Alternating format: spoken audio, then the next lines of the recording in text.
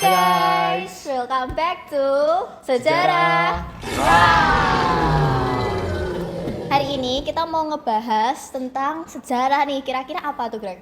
Jadi kita bakal bahas gimana sih awal mulanya Freeport dan juga penanaman modal di Indonesia. Pada kepo nggak nih? Kepo!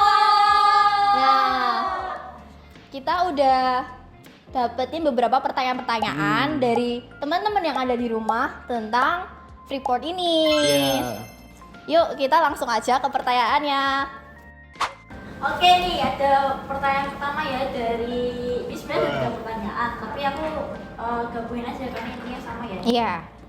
Dari @jjcool, Ling Nylon sama @babygendut. Nah ini mereka tuh tanya awalnya Freeport masuk ke Indonesia tuh ceritanya gimana ya?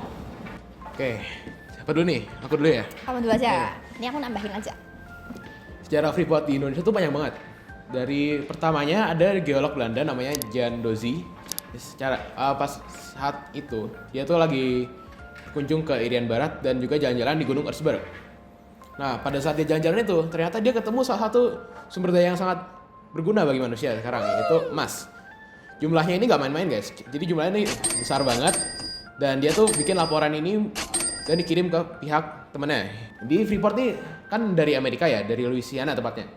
Dia tuh punya tambang nikel di Kuba yang saat itu sedang dipimpin oleh diktator yang namanya Fidel Castro.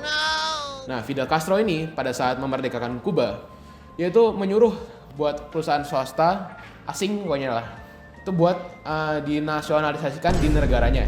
Jadi perusahaan asing tuh jadi punya pemerintah akhirnya, bener ya? Bener. Jadi karena itu jadi punya pemerintah, otomatis Freeportnya nggak mau dong. Iya, kan nggak mungkin dong perusahaan mau rugi. Nah, jadinya Freeport tuh nyari celah buat nyari sumber daya lain. Iya. Nah, pada saat itu dari pihak Van Gruberg itu juga meneliti jurnal dari laporan dari si Dozy ini. Dozy ini kan nemuin emas di Papua. Nah, dari laporan ini dia tuh ngajak si Freeportnya. Iya. Itu buat diajak buat explore di bagian Papua itu. Nah, pada saat itu juga ini tuh bergabung. Jadi antara Freeport dan juga pihak Freeport buat ngecek langsung di Papua nih ada beneran apa enggak emasnya. Iya. Lanjut, Jess.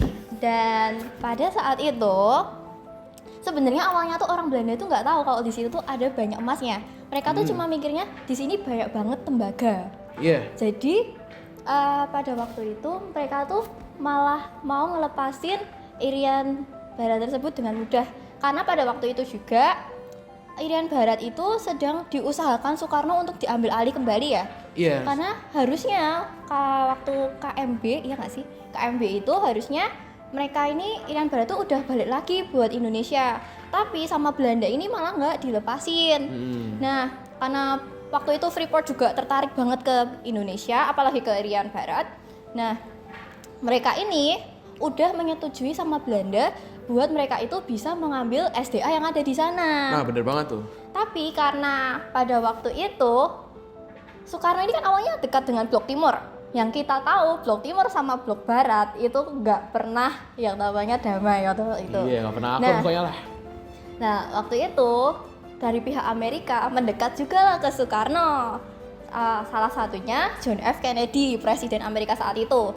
Dan Presiden Amerika saat itu baik banget, dia itu benar-benar mau ngasih bantuan ke Indonesia, terus mau bantuin cara ngambil alih Irian Barat ini dengan cara perundingan. Jadi awalnya Indonesia tuh mau secara perperangan gitu, tapi karena adanya Bantuan dari Amerika. Ya, jadinya mereka secara perundingan dan itu pun berhasil. Akhirnya Belanda mau ngelepasin itu. Padahal Belanda sendiri itu nggak tahu bahwa ada emas yang banyak banget di Irian Barat. Sayang banget sebenarnya. Iya. Nah, dan permasalahan itu dimulai ketika seharusnya John F. Kennedy ini memberikan bantuan pada Indonesia, tetapi malah beberapa hari setelahnya, yaitu 3 hari kemudian, John F. Kennedy itu tertembak mati.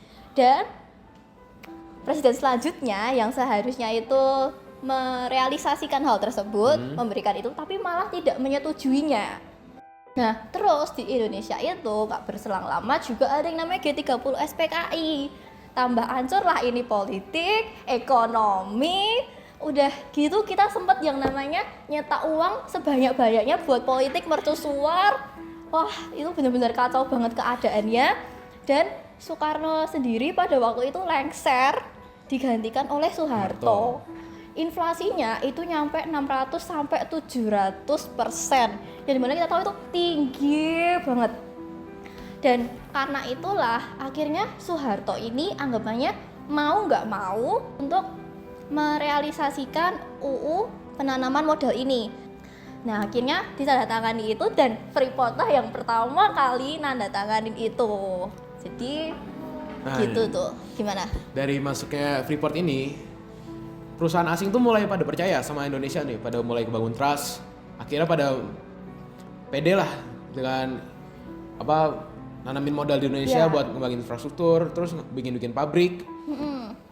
Secara Indonesia kan kita tahu SDA-nya tuh melimpah, terus juga SDM-nya itu sendiri masih murah. Jadi perusahaan asing tuh masih tertarik banget masuk ke Indonesia.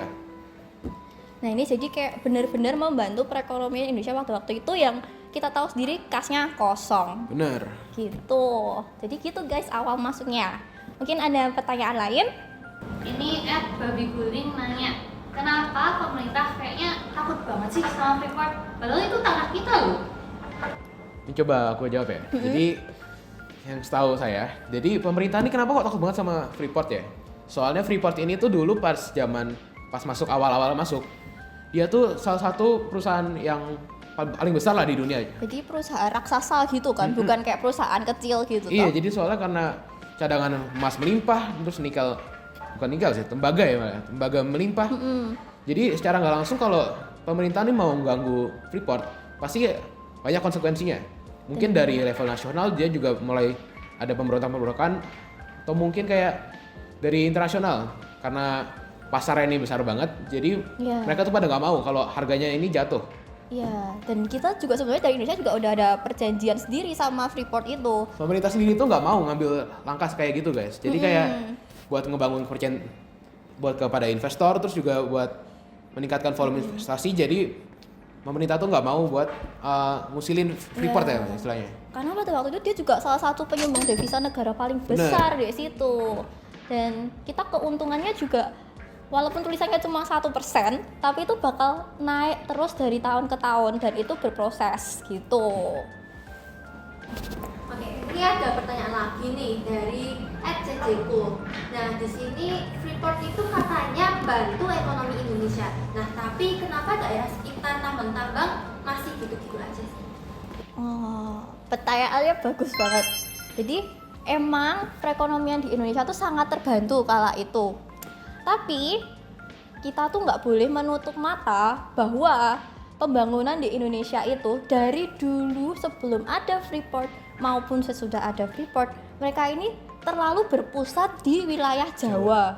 Dan malah sejujurnya dari beberapa data yang aku baca, mereka itu pihak Freeport tuh membangun beberapa jalan-jalan di pedesaan-pedesaan kecil gitu. Dan mereka tuh juga membuka lapangan pekerjaan loh buat teman-teman yang ada di Papua. Jadi mereka itu bisa bekerja. Mungkin ada pertanyaan lagi? Pertanyaan dari Cheese, emang dengan adanya Freeport kita untung? Wah, Coba aku jawab ya. pertanyaan ini kontroversial banget gak sih? Sial. Kalau kita lihat dari pada zaman itu ya, pada awal-awal adanya UU penanaman modal, Indonesia kan lagi krisis banget tuh. Nah, secara langsung, ini tuh merupakan sebuah keuntungan bagi Indonesia. Keuntungan tuh bukan cuma dari Freeport doang, tapi dari investasi-investasi asing yang ditanamin oleh asing di Indonesia. Nah, efeknya ini menyebar. Jadi kayak Freeport ini jadi salah satu kayak cikal bakalnya gitu lah investasi asing di Indonesia. Jadi Freeport ini dijadikan anggapannya ini kita tuh keluar uang dulu tuh tidak apa-apa banget. Tapi karena kita keluar uang ini, mereka pihak-pihak luar itu mau masuk ke Indonesia, mau investasi di Indonesia, mau bangun lapangan-lapangan pekerjaan baru di Indonesia sehingga Indonesia ini bisa berkembang. Lalu juga perekonomiannya kita kasnya nggak kosong lagi. Terus apalagi yang bagus? Papua juga jadi menyadari bahwa gunungnya mereka ini ternyata tuh banyak banget loh SDA-nya yang melimpah, yang mungkin orang-orang sendiri di sana tuh awalnya tuh belum tahu tentang hal itu. Tapi ya memang kita tuh nggak boleh menutup mata bahwa ada banyak pelanggaran HAM, terus apa Kayak, lagi? gimana ya, tanah adat di Papua Iya. tuh kayak mulai dicemari gara-gara adanya aktivitas penambangan tersebut. Iya. Dan sebenarnya ini juga bertentangan sama undang-undang Indonesia yang dimana mereka ini mengakui hukum adat, tapi malah bertentangan gitu. Sehingga kalau dibilang banyak masyarakat tuh mendemo mengenai hal ini. Tetapi balik lagi bahwa kebijakan itu diambil sesuai dengan keadaan yang dialami negara pada saat itu. Tuh. Gitu. Jadi guys, sampai sini aja Q&A kita hari ini. Kita mungkin akan adakan Q&A lagi di masa-masa yang akan datang. Thank you for watching and see you on the next video. Bye. Bye.